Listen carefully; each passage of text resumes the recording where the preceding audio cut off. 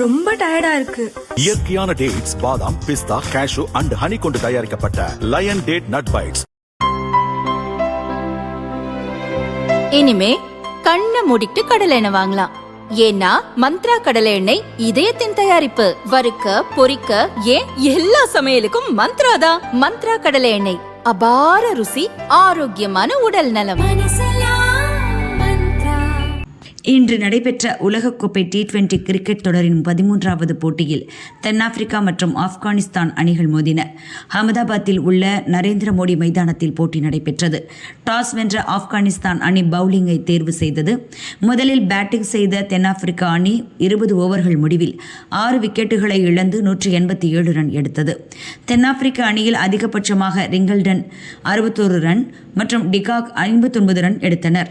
இதனைத் தொடர்ந்து களம் இறங்கிய ஆப்கானிஸ்தான் அணி 19.4 ஓவர்கள் முடிவில் அனைத்து விக்கெட்டுகளையும் இழந்து 187 ரன் எடுத்தது.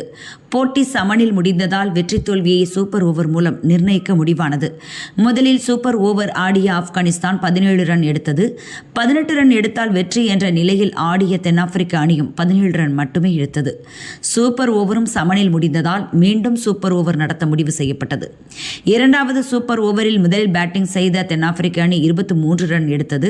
24 ரன் எடுத்தால் வெற்றி என்ற இலக்குடன் ஆப்கானிஸ்தான் அணி ஆடியது. குர்பாஸ் ஹேட்ரிக் சிக்சர்கள் பறக்கவிட்டு ரசிகர்களை உற்சாகப்படுத்தினார்.